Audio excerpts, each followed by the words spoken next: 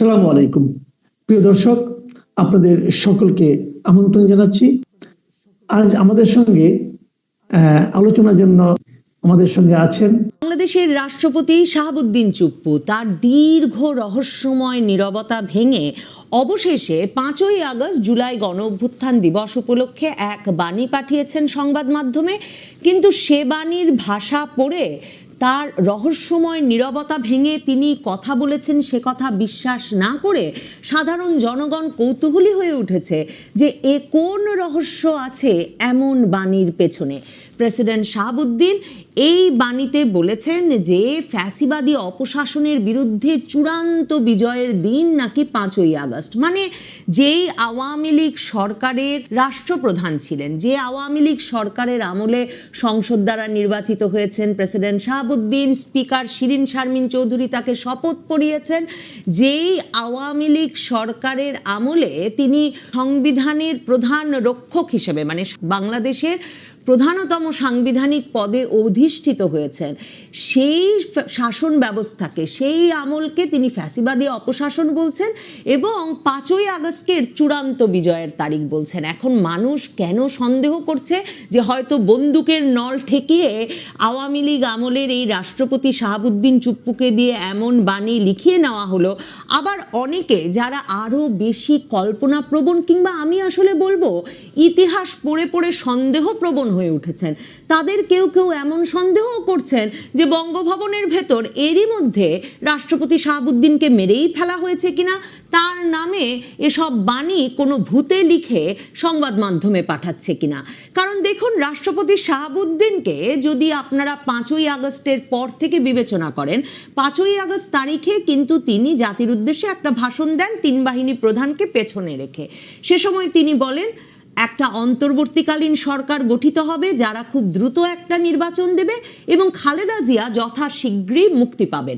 এছাড়া তার মুখ থেকে আমরা শেখ হাসিনা ফ্যাসিবাদী শাসক ছিলেন, ছাত্র জনতা ফ্যাসিবাদী শাসনের বিরুদ্ধে চূড়ান্ত বিজয় অর্জন করেছে, 5ই আগস্টের মতো একটা আবেগপ্রবণ দিনে যারা আন্দোলনে অংশগ্রহণ করেছিল তাদের জন্য এমন দিনে, কিংবা প্রেসিডেন্ট শাহাবুদ্দিনের নিজের যেদিন বুঝে যাওয়ার কথা যে তিনি মহা বিপদে পড়েছেন, কারণ তাকে তার যে নিয়োগকর্তা সরকার এবং সংসদ এই দুই আসলে এই ছাত্র জনতার অভ্যুত্থানের মধ্য দিয়ে শেষ হয়ে গেছে, তাকে সংসদ ভেঙে দিতে হচ্ছে, নতুন সরকার গঠন করতে হচ্ছে এবং তিনি মূলত বঙ্গভবনে এই রাজপ্রাসাদে একেবারে একা।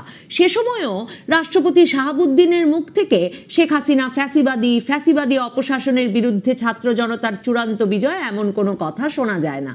এই রাষ্ট্রপতি শাহাবুদ্দিনের কাছে গিয়ে ডক্টর মোহাম্মদ ইউনূস সহ উপদেষ্টা পরিষদ 8ই আগস্ট শপথ গ্রহণ করেন এবং তার মাধ্যমে আসলে রাষ্ট্রের এই সর্বোচ্চ সাংবিধানিক পদ রাষ্ট্রপতি শাহাবুদ্দিনের পদটিকে এক রকমের বৈধতা দেন এই ছাত্র জনতার অভ্যুত্থানের মাধ্যমে গড়ে ওঠা অন্তর্বর্তীকালীন সরকারটি।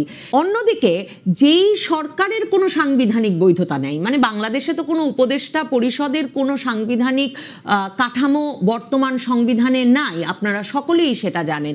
সেই অবস্থায় এই যে বঙ্গভবনে ঢুকে রাষ্ট্রপতি শাহাবুদ্দিনের কাছ থেকে শপথ গ্রহণ করে আসাটাই আসলে একমাত্র সাংবিধানিক ভিত্তি দেয় তো এই বর্তমান অন্তর্বর্তীকালীন সরকারের প্রধান উপদেষ্টা ডক্টর মোহাম্মদ ইউনূস এবং তার উপদেষ্টা পরিষদকে। এরপরেও দফায় দফায় প্রেসিডেন্ট শাহাবুদ্দিনের কাছে গিয়ে উপদেষ্টা পরিষদের কলেবর বেড়েছে, তারা নানা সময়ে শপথ নিয়েছেন। এরপর নভেম্বর মাসের দিকে জুলাই আগস্ট আন্দোলনের মাস্টার মাইন্ড বিরাট বিপ্লবী ফরহাদ মজহারের সাক্ষাৎ শিষ্য মাহফুজ আলম গিয়েও কিন্তু শপথ নেন এই রাষ্ট্রপতি শাহাবুদ্দিনের কাছ থেকে। সে সময় গিয়ে তিনি হঠাৎ তেলেবেগুনে জ্বলে ওঠেন যে বঙ্গভবনে তখনও বঙ্গবন্ধুর ছবি ঝুলছে, কিন্তু যে সংবিধানকে রক্ষা করার জন্যে শপথ নিয়ে এলেন সর্বোচ্চ সাংবিধানিক পদাধিকারীর কাছ থেকে মাহফুজ আলম, সেই সংবিধানে এখনো লেখা আছে যে বাংলাদেশের সকল সরকারি বাসভবনে, রাষ্ট্রীয় কার্যালয়ে এবং বাসভবনে বঙ্গবন্ধুর ছবি ঝোলার কথা। কিন্তু মাহফুজ আলম সে সময় বঙ্গবন্ধুর ছবি টেনে নামিয়ে এই নিয়েও পোস্ট দিলেন ফেসবুকে যে তিনি বঙ্গভবনে শপথ নিয়েছেন বটে, কিন্তু বঙ্গবন্ধুর ছবি নামিয়ে এসেছেন।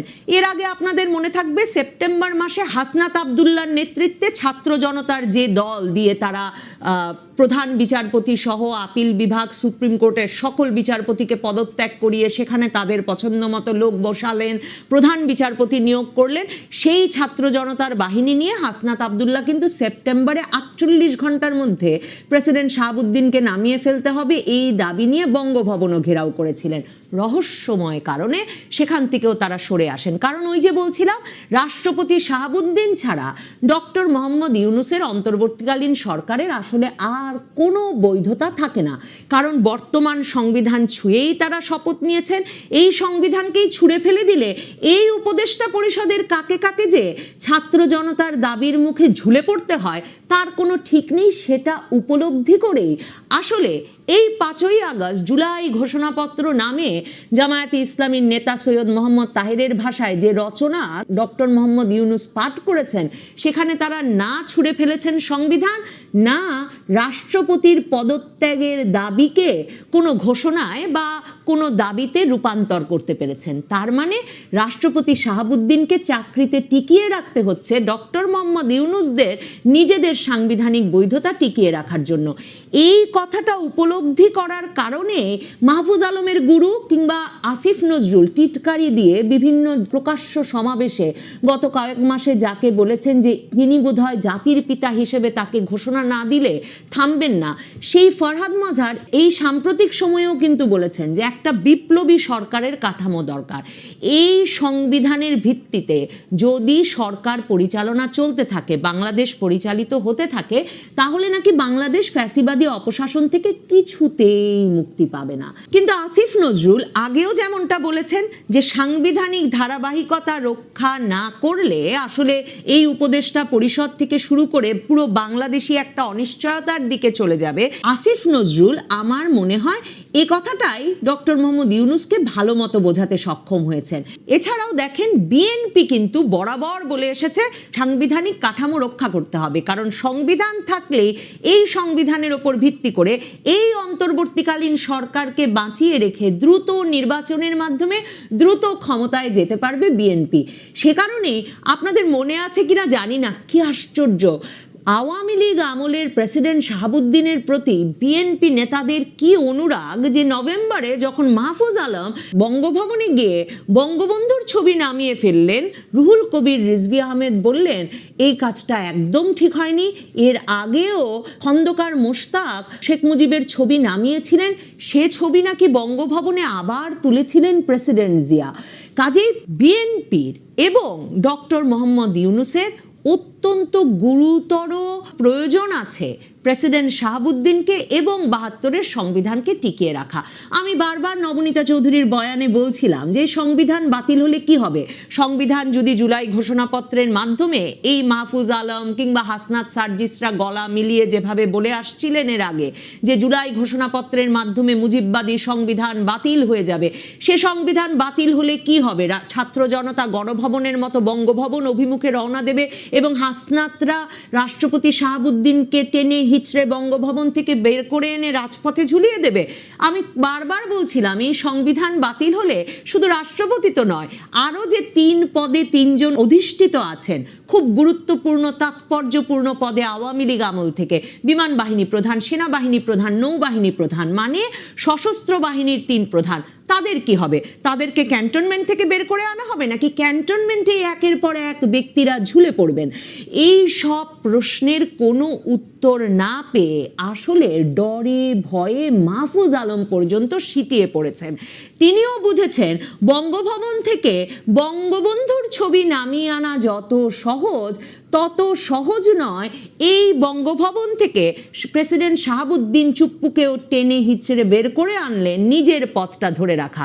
তখন যদি সংবিধানবিহীন, রাষ্ট্রপতিবিহীন, যিনি নিজে সংবিধানের সর্বোচ্চ পদে অধিষ্ঠিত থেকে এই সাংবিধানিক কাঠামোটাকে টিকিয়ে রাখছেন, সেই ব্যক্তিটিকে যদি রাজপথে বের করে এনে ঝুলিয়ে দেওয়া হয়, তাহলে বিপ্লব প্রতি বিপ্লব, বিপ্লব প্রতি বিপ্লব, মানে মাহফুজ আলমের গুরু ফরহাদ মজহার যেই সম্ভাবনায় সবচেয়ে বেশি উত্তেজিত হয়ে পড়েন, সবচেয়ে বেশি শিহরিত বোধ করেন, সেই সম্ভাবনায় যে আসলে মাহফুজ আলমের হেয়ার রোডের বাড়িতেও ঢুকে কেউ অন্তর্বর্তীকালীন সরকারের অংশ হওয়ার কারণে, মানে একটা বিপ্লবী সরকারের অংশ না হয়ে একটা সংবিধান রক্ষার শপথ নেওয়া এবং প্রেসিডেন্ট শাহাবুদ্দিনের কাছে শপথ নেওয়া সরকারের মন্ত্রী হিসেবে তার হেয়ার রোডের বাড়িতে ঢুকে তাকেও যদি কেউ বের করে এনে রাজপথে ঝুলিয়ে দেন, তাহলে মাহফুজ আলম কি করবেন?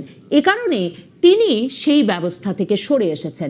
কিন্তু প্রেসিডেন্ট শাহাবুদ্দিনের এই বাণী, মানে এই যে ফ্যাসিবাদী অপশাসনের চূড়ান্ত বিজয় অর্জিত হয়েছে 5ই আগস্টে, এই বাণীর মাঝে যাকি, মানে লোকে যেমন বিশ্বাস করছে না, মানে ব্যাপক আওয়ামী বিরোধী জনগোষ্ঠীও যেমন বিশ্বাস করছে না যে প্রেসিডেন্ট শাহাবুদ্দিন নিজে এটা লিখেছেন, যুক্তি বুদ্ধি থাকা কোনো মানুষেরই সেটা বিশ্বাস করবার কারণ নেই। এই প্রেসিডেন্ট শাহাবুদ্দিনকে গত কয়েক মাসে একদম লুকিয়ে ফেলা হয়েছিল, এমনকি ঈদের জামাত পড়তে পর্যন্ত তাকে বঙ্গভবন থেকে বের হতে দেওয়া হয়নি। তার বিজয় দিবসের অনুষ্ঠান, মানে বঙ্গভবনে রাষ্ট্রপতির আমন্ত্রণে বিজয় দিবসে বিশিষ্ট ব্যক্তিরা যাবেন, সেটা চিরকালের একটা উদযাপনের অংশ, রাষ্ট্রীয় উদযাপনের অংশ, সেটা বয়কট করেছিল বৈষম্য বিরোধী ছাত্র আন্দোলনের নেতারা, এবং সে ভয়ে এখন পর্যন্ত বঙ্গভবনে একমাত্র শপথ পড়তে যাওয়া ছাড়া আর কোনো উপদেষ্টা কোনো অনুষ্ঠানে যান নাই।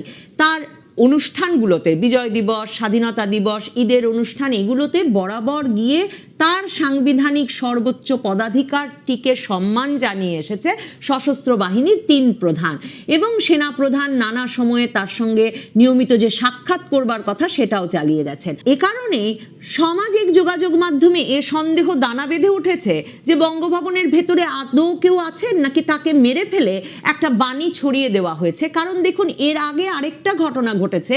5ই আগস্ট জুলাই ঘোষণাপত্র ঘোষণার পর থেকে যেহেতু রাষ্ট্রপতি পদে প্রেসিডেন্ট শাহাবুদ্দিনকে, আওয়ামী লীগ আমলের এই রাষ্ট্রপতিকে বৈধতা দিতে হবে, কাজেই ডক্টর ইউনূস সরকার এর আগেও একটা চাল ছেড়েছেন। জামাতের আমির ডাক্তার শফিকুর রহমান হাসপাতালে তার সার্জারির জন্য সেখানে এমন শিরোনাম করানো হলো যে রাষ্ট্রপতি জামায়াতে ইসলামীর আমিরের খোঁজ খবর নিয়েছেন। তারপর ওই খবরে ক্লিক করলে আপনি দেখতে পাবেন রাষ্ট্রপতি নিজে তো যাওয়ার প্রশ্নই ওঠে না, কারণ তাকে তো বঙ্গভবন থেকে বের হয়ে নামাজ পড়তেও দেওয়া হচ্ছে না। তিনি এমনকি ফোনও করেন নাই। তার দফতর থেকে নাকি একজন কর্মকর্তা গিয়েছিলেন হাসপাতালে, তিনি রাষ্ট্রপতির তরফে জামায়াতের আমিরের খোঁজ খবর নিয়েছেন, এবং জামায়াতের নেতাকর্মী বৃন্দ সেই হাসপাতালে নাকি রাষ্ট্রপতির ওই প্রতিনিধিকে, মানে বঙ্গভবন থেকে যাওয়া ওই কর্মকর্তাকে স্বাগত জানিয়েছে, ধন্যবাদ জানিয়েছে রাষ্ট্রপতি খোঁজ খবর নেওয়ার জন্যে। তার মানে জামায়াতের আমিরের খোঁজ খবর নেওয়ার মাধ্যমে প্রথম রাষ্ট্রপতি পদটাকে একটা বৈধতা দেওয়ার চেষ্টা হলো। তারপর এলো 5ই আগস্টের এই বাণী। কাজেই অনেকেই যে সন্দেহ করছেন যে বঙ্গভবনের ভেতর তাকে কেউ মেরে ফেললো, বা তিনি গৃহবন্দী অবস্থায় আছেন কিনা, তিনি ঠিক কী অবস্থায় আছেন, তাতে বাংলাদেশের ইতিহাস পাঠ করলে খুব বেশি কল্পনাপ্রবণ হতে হয় না। মানে বাংলাদেশে তো বঙ্গবন্ধুও তো রাষ্ট্রপতিই ছিলেন, বঙ্গবন্ধু তার নিজ বাসভবন 32 নম্বরে ছিলেন, কিন্তু সেটা তখন রাষ্ট্রপতি ভবন। সেই রাষ্ট্রপতি ভবনে তো সেনাবাহিনীর একটি অংশ ঢুকে বঙ্গবন্ধুকে সপরিবারে হত্যা করে পুরো ধানমন্ডি এলাকায় আরো কয়েকটি বাড়িতে গিয়ে শেখ পরিবারের নানাজনকে মেরে এলো।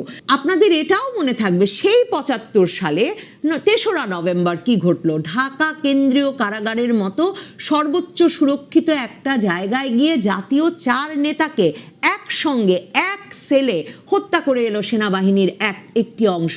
তাজউদ্দিন আহমেদ, সৈয়দ নজরুল ইসলাম, এম মনসুর আলী, কামরুজ্জামানের মতো জাতীয় 4 নেতা যেই কারাগারের সেলে অবস্থান করছেন, সেখানে সর্বোচ্চ ক্ষমতাধর ছাড়া কারো পক্ষে ঢুকে এক লহমায় এদেরকে বন্দুকের গুলিতে ঝাঁঝরা করে দিয়ে আসা যে সম্ভব নয়, তা তো নিশ্চিতভাবেই বলা যায়। আর এটাও বলা যায় তখন যে বাংলাদেশের রাজনৈতিক প্রেক্ষিতে এমন ষড়যন্ত্র প্রতি ষড়যন্ত্র যখন ঘটতে থাকে, তখন আসলে সবই সম্ভব। তবে আমি দেখছিলাম যে রাষ্ট্রপতি শাহাবুদ্দিন জীবিত আছেন, সুস্থ আছেন অন্তত 28শে জুলাই পর্যন্ত, সেটার একটা নমুনা পাওয়া যায়। রাষ্ট্রপতি শাহাবুদ্দিনের সঙ্গে 28শে জুলাই দেখা করতে গিয়েছিলেন প্রধান বিচারপতি সৈয়দ রেফাত আহমেদ, সুপ্রিম কোর্টের কয়েকজন বিচারপতি সহ সুপ্রিম কোর্টের বার্ষিক প্রতিবেদন প্রথা অনুযায়ী তার হাতে তুলে দিতে, এবং সুপ্রিম কোর্টের জনসংযোগ বিভাগ থেকে রাষ্ট্রপতি সহ প্রধান বিচারপতি এবং বিচারপতি বৃন্দের একটি ছবি সংবাদ মাধ্যমে প্রকাশ করা হয়েছে। কাজেই রাষ্ট্রপতি আছেন, বঙ্গভবনেই আছেন, কিন্তু তাকে সম্পূর্ণভাবে জনবিচ্ছিন্ন করে ইউনূস সরকার বঙ্গভবনকে যে গুহায় পরিণত করেছেন, সেই গুহা থেকে রাষ্ট্রপতি এহেন বাণী, মানে শেখ হাসিনা ফ্যাসিবাদী অপশাসনের চূড়ান্ত বিজয় 5ই আগস্ট অর্জিত হয়েছিল, তেমনটা ভাবার সম্ভবত কোনো কারণ নাই। এই প্রেসিডেন্ট শাহাবুদ্দিন 1975 সালে বঙ্গবন্ধু হত্যার পর বঙ্গবন্ধু হত্যার প্রতিবাদে থাকায়, সে বিষয়ে আন্দোলনে থাকায় দীর্ঘ সময় কারাগারে ছিলেন। 1966 সাল থেকে তিনি ছাত্রলীগের রাজনীতির সঙ্গে জড়িত ছিলেন। 1971 সালে পাবনায় মুক্তিযুদ্ধ সংগঠনের অন্যতম বীর সেনানী ছিলেন এই রাষ্ট্রপতি শাহাবুদ্দিন। এহেন রাষ্ট্রপতি শাহাবুদ্দিনকে কত কষ্টে যে ডক্টর ইউনূস সরকার, তার উপদেষ্টা বৃন্দ এবং তাদের ঘনিষ্ঠ রাজনৈতিক শক্তিগুলোকে মেনে নিতে হচ্ছে, তা বুঝতে আপনার আমার অসুবিধা হওয়ার কথা না। তবে আপাতত এটুকু নিশ্চিত যে ডক্টর মোহাম্মদ ইউনূস সংবিধানের গুরুত্ব বুঝেছেন নিজের প্রাণ আর নিজের পদ বাঁচাতে। কাজেই আপাতত সাংবিধানিক সর্বোচ্চ পদাধিকারী প্রেসিডেন্ট চুপ্পুর চাকরিটি স্থায়ী হয়েছে, পাকা হয়েছে, তার জান প্রাণ রক্ষা পেয়েছে। নিশ্চিত থাকুন, যেদিন সংবিধান যাবে, যেদিন বঙ্গভবন থেকে প্রেসিডেন্ট শাহাবুদ্দিনকে বের হতে হবে, সেদিন ডক্টর মোহাম্মদ ইউনূসের মসনদও টিকবে না। ডক্টর মোহাম্মদ ইউনূস আর তার আইন উপদেষ্টা আসিফ নজরুল সহ তার পরামর্শকরা নিশ্চয়ই সে কথা হাড়ে হাড়ে বুঝেছে।